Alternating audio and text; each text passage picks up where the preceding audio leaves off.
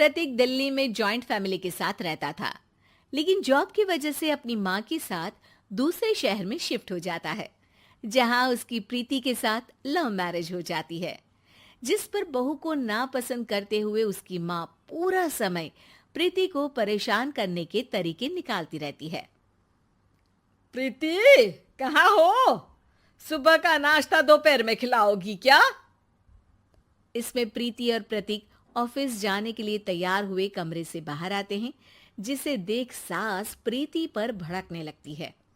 महारानी, तुम सुबह सुबह तैयार होकर घर का सारा काम छोड़कर कहाँ चल दी? जी वो ऑफिस। हैं? तुम ऑफिस जाओगी तो घर में जो सफाई, नाश्ता, खाने का काम है वो क्या मैं करूंगी? माँ, मैंने उससे वादा किया था कि वो जॉब कंटिन्यू कर सकती है। अरे वाह जी वाह, दोनों आपस में सलाह कर फैसले ले लिए। मैं क्या यहाँ बेवकूफ बैठी हूँ? मुझसे पूछना किसी ने जरूरी नहीं समझा? मम्मी, आप फिक्र ना करें, मैं आज ही रेजिग्नेशन दे दूंगी। प्रीति ऑफिस के लिए चली जाती है और अगले दिन से जॉब छोड़ घर के कामों में लग जाती है, लेकिन साथ ही उदास भी रहने लगती है, जिसे देख प्रतीक को अच्छा नहीं लगता। मुझे पता है तुम्हें अपनी जॉब कितनी पसंद थी। आई एम सॉरी प्रीति। अरे कुछ नहीं होता, बस मम्मी खुश रहनी चाहिए। अब प्रीति अपनी सास को खुश करने और उनका दिल जीतने की जी तोड़ कोशिश करती रहती है, पर सास कभी उससे सीधे मुंह बात तक नहीं करती। इसी तरह दिन बीतने लगते हैं। एक शाम प्रतीक ऑफिस से परेशान घर वापस आता है। माँ, चाची का फोन आया था। दादी की तबीयत बहुत खराब है, हमें दिल्ली जाना होगा। पति की बात सुन प्रीति तो पैकिंग शुरू भी कर देती है, पर माँ वहीं बूत बनी खड़ी रह जाती है।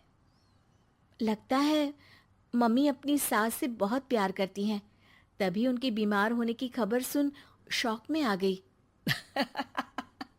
ये प्यार नहीं, परेशानी है। तुम तो ऐसे सोचो कि अब से जब तक दिल्ली में हो तुम्हारे अच्छे दिन शुरू। अच्छा, ऐसा क्या है दिल्ली में? वो तुम्हें कुछ ही घंटों में पता चल जाएगा। सास के रिएक्शन और पति की बात से कंफ्यूज्ड प्रीति दोबारा पैकिंग में लग जाती है, जिसके बाद कुछ घंटों का सफर तय कर तीनों दिल्ली पहुंच जाते हैं, जहां घर के अंदर पहुंचते ही लोगों की भीड़ देख प्रीति परेशान हो जाती है।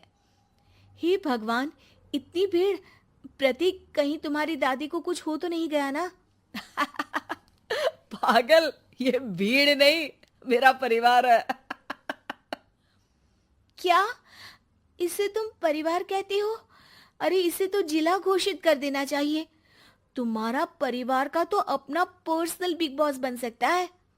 हैरान परेशान प्रीति परिवार वाले सदमे से बाहर निकली भी नहीं होती कि सिर पर पल्ला रखे शांत तरीके से सबके साथ बात करते हुए अपनी सास को देख उसे दूसरा सदमा लग जाता है। हाय राम, ये मम्मी का ऐसा भी कोई रूप है? ये तो मुझे पता ही नहीं था। ये तुम्हारी सास का ससुराल है। तभी प्रतीक की बहन बोल पड़ती है। यहाँ आपको ऐसी ऐसी चीजें देखने मिलेंगी जो सपने में भी सोची नहीं होंगी। हाँ, ये कुछ दिन तो बहुत इंटरेस्टिंग लग रहे हैं। सब एक साथ दादी के कमरे में जाते हैं, जहां पहुंचते ही उसे दादी की आवाज सुनाई देती है। क्यों रे, सास से मिलने की फुर्सत मिल गई? दूसरे शहर जाकर छूट क्या मिली? तुम तो भटकता पंछी बन गई। इतने समय में ये तक नहीं पूछा कि जिंदा भी हूं या मर गई। प्रीति की सास अपनी सास के पैर छूती है। अरे कैसी बात कर रही है मम्मी, आपको तो मेरी उम्र भी लग जाए। अरे बस कर, ये झूठी उम्र देने वाली बातों का दिखावा ना कर। तेरा बस चले ना तो जो मेरी बची कुची जिंदगी है वो भी अभी खत्म कर दे। अरे बहू कहाँ है? इस पर सास प्रीति को दादी से मिलवाती है। दादी प्रीति को बहुत प्यार देती है। क्यों बहू, तेरी ये सास परेशान तो नहीं करती ना? अगर करती है तो अभी बता दे, मैं इसकी क्लास लगा दूंगी। अरे कैसी बात कर रही हैं माँ जी, भला मैं क्यों किसी को परेशान करूंगी। प्रीति अपनी सास का ये रूप एंजॉय कर ही रही होती है कि तभी चाची वहां आकर प्रीति को अपने साथ ले जाती है। सास की क्लास लगते देख जो खुशी मिल रही थी वो तुम्हारे चेहरे से साफ पता चल रही थी, इसीलिए ले आई, क्योंकि अगर उन्हें पता चल जाता तो तुम्हारी खैर नहीं थी। थैंक यू चाची जी। चाची और प्रीति घर में झूले पर बैठी बात कर ही रही होती है कि उसकी सास भी वहां आ जाती है। मतलब यहाँ सारा काम मैं करूं और तुम बैठी हंसी ठिठोली करो? अरे चलो जाओ खाना बनाओ। सास प्रीति को डांट कर काम करने भेज देती है, जिसे दादी देख लेती है और एक बार फिर सासू माँ की क्लास लग जाती है, जिसे पूरा परिवार मजे से खड़ा होकर देखने लगता है। क्यों रे, मैंने तुझे काम बोला और तू उस बच्ची को परेशान कर रही है। सास की कोई इज्जत रह गई है इस घर में या नहीं? यहाँ खुद की सास होते हुए भी ज्यादा बड़ी बन रही है। अब नहीं मम्मी जी, मैं तो बस थोड़ी मदद के लिए बोल रही थी। सास रसोई में जाकर काम करने लगती है और दादी प्रीति को लेकर वहां से चली जाती हैं। इसी तरह एक हफ्ता बीत जाता है, जिसमें दादी अपनी बहू को डर, इज्जत और प्यार का फर्क समझाती रहती है और प्रीति उसका मजा लेती है। वापस जाते हुए दादी प्रीति और उसकी सास दोनों को अपने पास बुलाती है।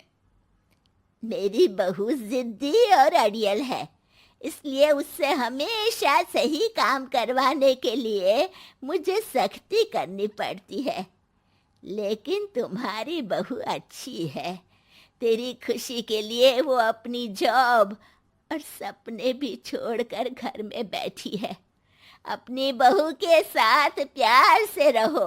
और प्रीति, अगर अभी भी तुम्हारी सास परेशान करे ना, तो फिर तुम्हें पता चल ही गया है कि शिकायत कहाँ करनी है।